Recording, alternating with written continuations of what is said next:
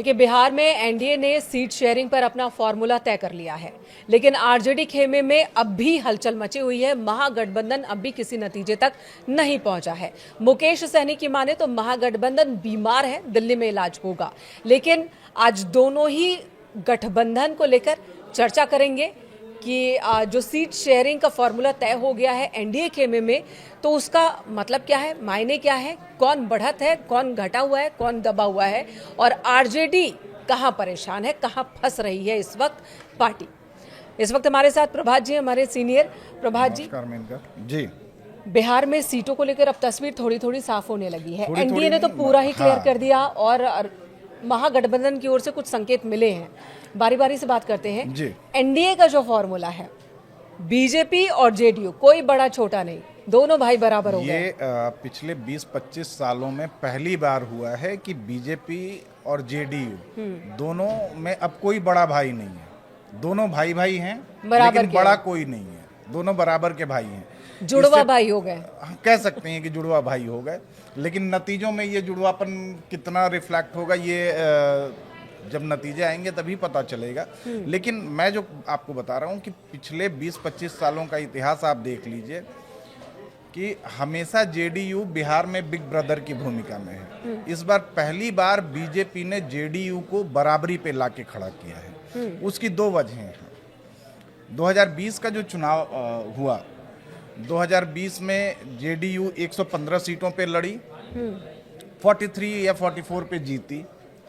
Strike rate उसका 40% के around रहा। बीजेपी ने 110 सीटों पे लड़ा और उसमें से 74 सीटें उन्होंने जीती थी। स्ट्राइक रेट 70% का रहा। वोट शेयर में भी आप अगर देखें तो बीजेपी को करीब 19 से 20% वोट मिले थे। जेडीयू को 15, 15.5 या 16% के आसपास का ये वोट शेयर था इनका। बीजेपी ने इसी को अपना ट्रिक बनाया है डील करने का। जो सीट शेयरिंग की डील हुई है, बीजेपी ने इसी पॉइंट को उठाया है और आगे रख के जेडीयू को बराबरी पे लाके खड़ा किया है कि 101 सीटें हम दोनों के लिए रहेंगे।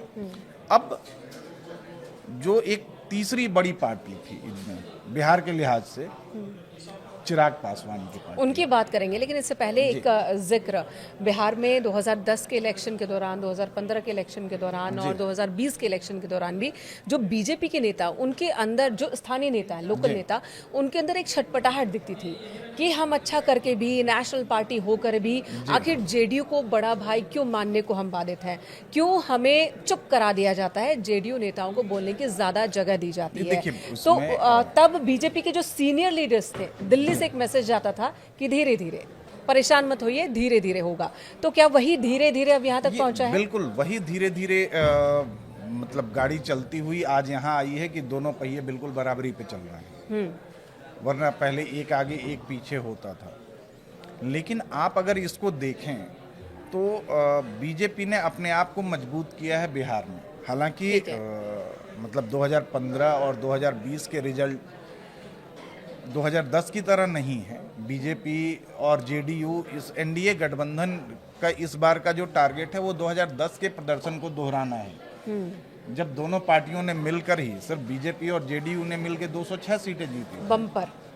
बम्पर वो प्रदर्शन आज तक बीजेपी वापस बिहार में नहीं कर पाई है। इस बार की कोशिश है, बीजेपी ने अपना टारगेट सेट किया है कि 80 to 90% स्ट्राइक रेट।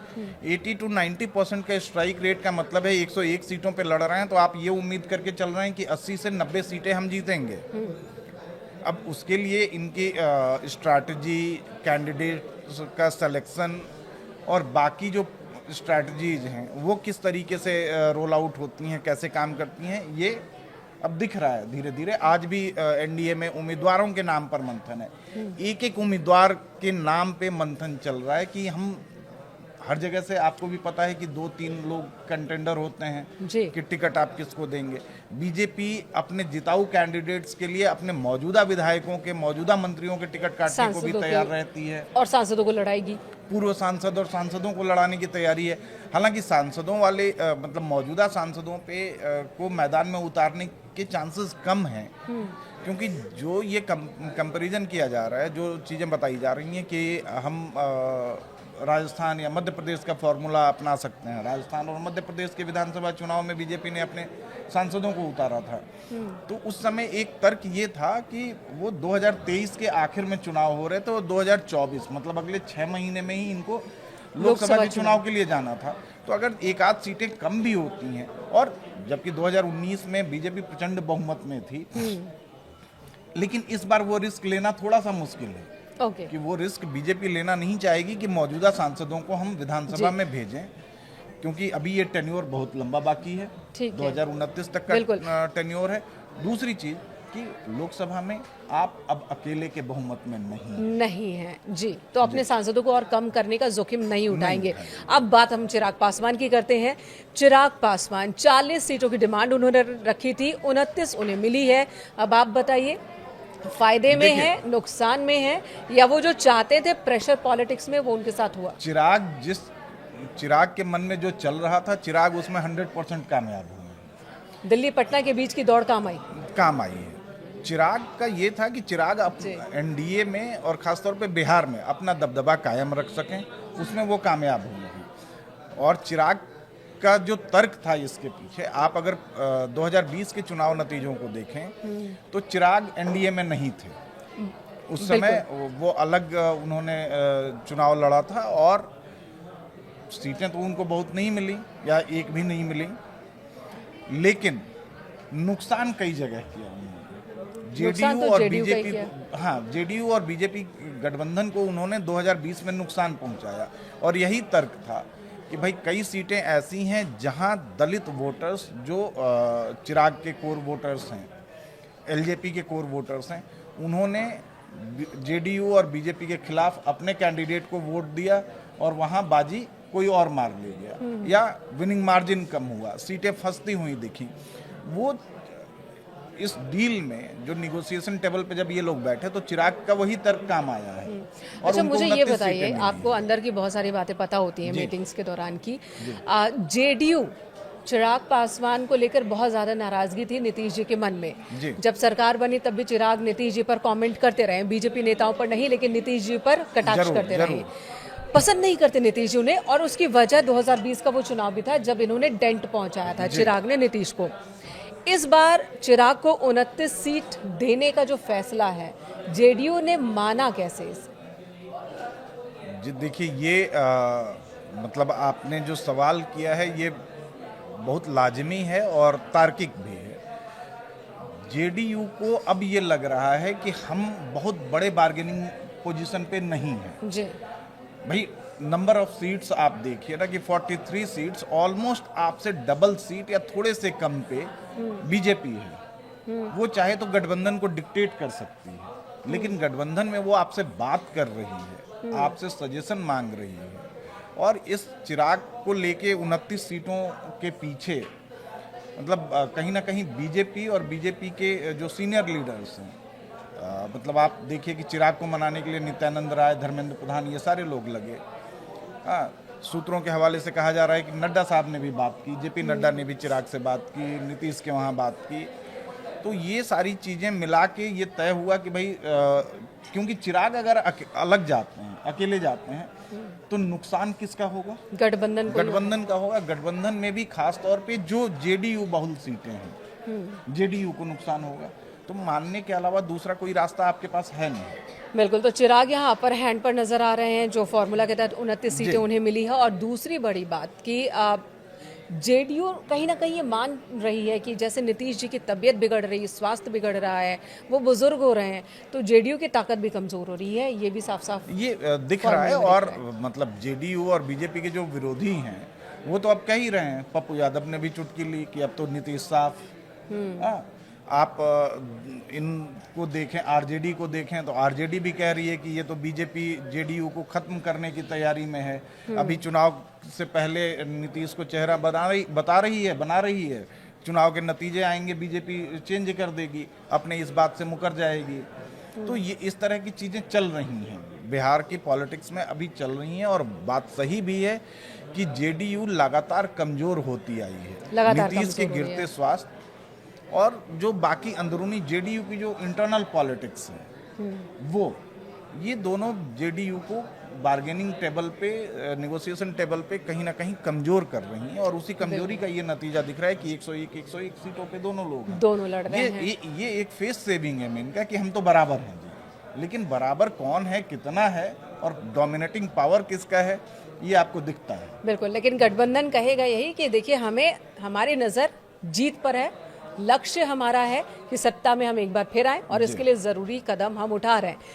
अब बात कर लेते हैं महागठबंधन की, क्योंकि वहां पर अब भी महागठबंधन पे जाने से पहले मैं आपको टोकूंगा, दो पार्टीज और हैं एनडीए में, हम आरएलएम, जीतन राम मांझी और उपेंद्र कुशवाहा। जी, उपेंद्र कुशवाहा और जीतन राम मांझी की डिमांड, मांझी की डिमांड तो बीच में पहुंचते पहुंचते 70 तक पहुंच गई। फिर उन्होंने कहा कि जी हमें तो सम्मानजनक सीटें मिल जाएं, हम लड़ने को तैयार हैं। हाँ। कल जब ये सीट शेयरिंग अनाउंस हुई, उसके बाद भी उन्होंने कहा कि भाई बीजेपी ने हमारी बात नहीं मानी है, एनडीए को इसका खामियाजा भुगतना होगा। हालांकि बाद में पलट भी गए, थोड़ी देर बाद कहते हैं कि नहीं मैं बिल्कुल खुश हूँ, जो हो रहा है अच्छा हो रहा है, और मैं पूरे लगन के साथ जो है चुनाव मैदान में उतरूंगा और गठबंधन की मदद करूंगा। 6 सीटें मिली हैं उनको। हालांकि उनको मनाने के पीछे उन्होंने जो निगोशिएशन टेबल पे रखा, देखिए सीट शेयरिंग और इन सारी चीज़ों में ना दो बातें होती हैं, एक तो मीडिया में कहने के लिए कुछ और, निगोशिएशन टेबल पे कुछ और। जीतन राम मांझी ने मीडिया में और तमाम जगहों पे 70 तक अपनी डिमांड पहुंचा दी, लेकिन जब निगोशिएशन टेबल पे आए तो उनकी डिमांड 15 सीटों की थी, जिनमें से 15 सीटों में 6 मिली हैं। हाँ, उनको एक आश्वासन जरूर मिला है कि विधानसभा चुनाव के बाद एक एमएलसी की सीट बिहार में उनको मिलेगी, विधान परिषद की सीट। वैसे उन्हें देखकर, मांझी को देखकर कभी कभी लगता है कि क्या नेता वाकई इतने मासूम होते हैं या मासूम होने का दिखावा करते हैं। दूसरा एक ये है कि संतोष सुमन जो है उनके बेटे, उनको एक कैबिनेट बर्थ बिहार में देने की बात हो रही है कि भाई जो भी स्थिति रही, अगर सरकार बनती है और हम आते हैं तो एक कैबिनेट बर्थ संतोष सुमन को मिलेगा, यानी कि एक कैबिनेट और एक एमएलसी और 6 सीटें। अब 6 में से जीत में ट्रांसलेट करना आपकी जिम्मेदारी है कि आप कितना ट्रांसलेट कर लेते हैं। और आरएलएम का है, उन्होंने भी अपनी डिमांड 17 से 18 सीटों की रखी थी, उनको भी 6 पे ले आए, क्योंकि पिछला परफॉर्मेंस आपको देखना होगा। बिल्कुल। तो पिछले परफॉर्मेंस में आप कहाँ थे, उस हिसाब से आपका इस बार का सीट अब ये संतुष्ट है, तय हो रहा है। अब ये भी संतुष्ट हैं, और अब देखिए समय भी नहीं है कि असंतुष्टि जाहिर करें, अलग हों, या फिर किसी दूसरे खेमे से बात करें। भाई आप बात करें भी तो किस खेमे से, दूसरे खेमे में खुद ही असंतोष है, फुटबॉल चल रहा है अभी। अब आप अगर बात करें महागठबंधन, अब आप आखिर तेजस्वी इतने बेबस क्यों दिख रहे हैं?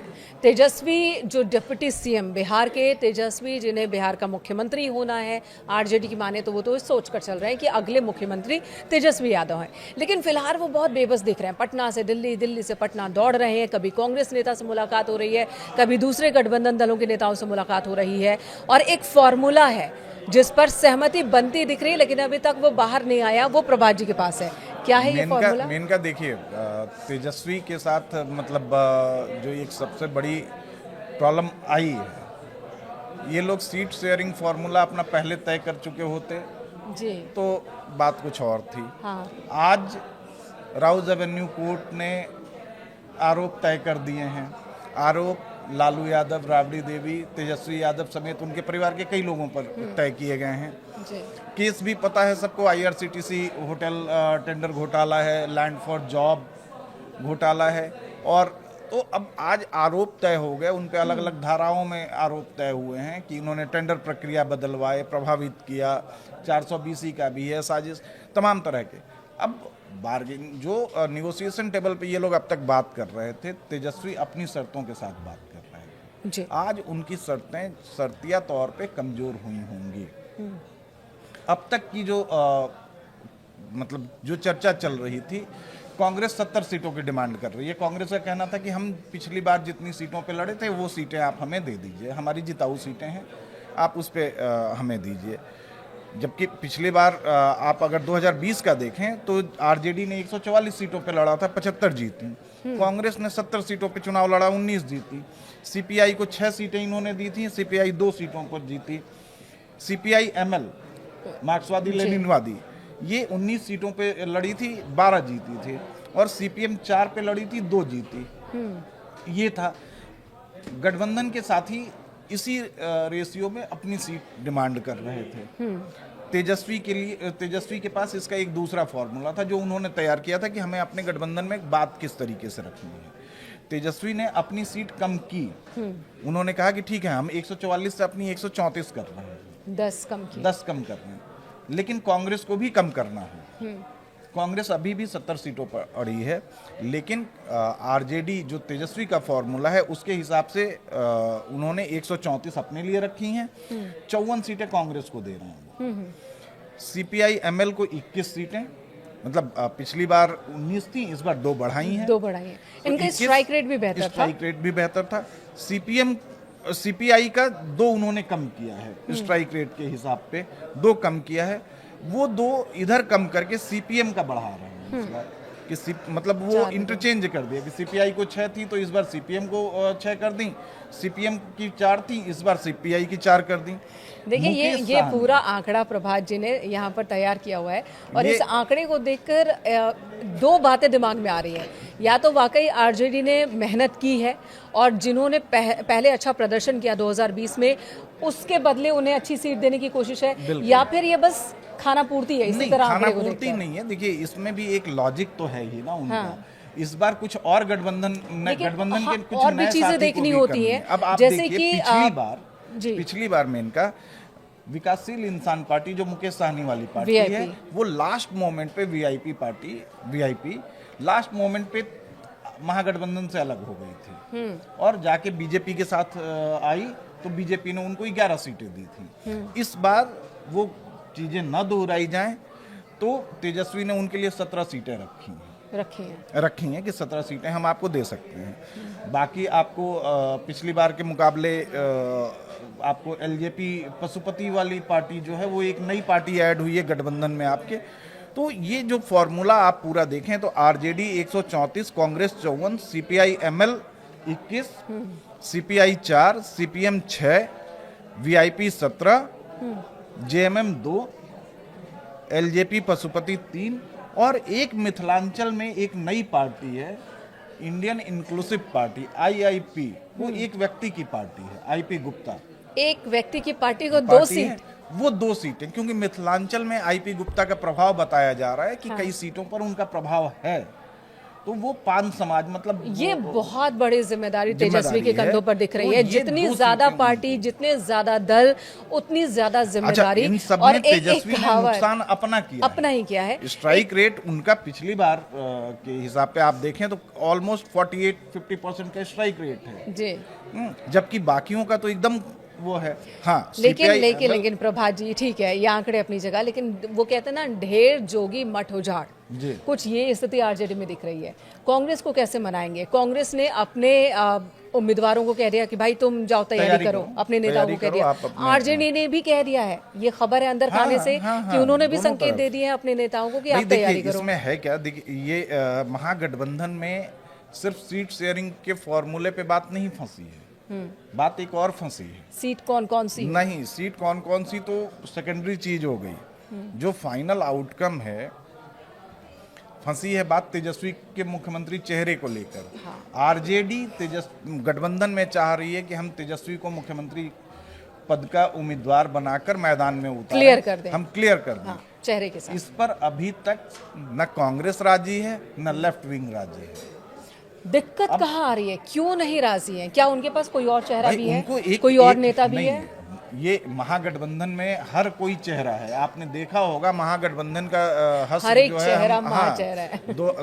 2017-18 से हम लोग देखते आ रहे हैं। बेंगलोर की पहली रैली आप याद कीजिए कि जब 2019 के लिए महागठबंधन नेशनल लेवल पे फॉर्म किया गया, तो मंच पे जितने चेहरे थे सब, आप किसी भी उससे बात कीजिए तो वो कहता था कि मैं ही हूँ। उसमें नीतीश जी भी थे, तब ममता जी भी थी शुरू में, तमाम ये चेहरे थे। तो वही हाल अभी बिहार में है कि तेजस्वी को मुख्यमंत्री पद का चेहरा अगर आरजेडी बनाना चाहती है, कांग्रेस साथ नहीं दे रही है, ना खुल के वो एक्सेप्ट कर रही है उनको।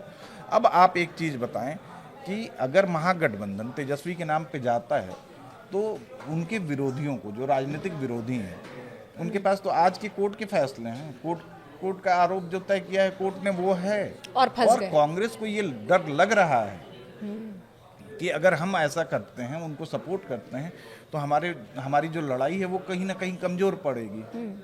तो कांग्रेस तो अभी ये कांग्रेस चाह क्या रही है कि बिना बिना चेहरे चेहरे के के जाना हम चाहती है? लड़ें, बिल्कुल बिना चेहरे के लड़ें, जी। हम मुद्दों पे लड़ें और फिर नतीजे जैसे आएंगे उसके बाद हमारा जो भी फैसला होगा हम करेंगे।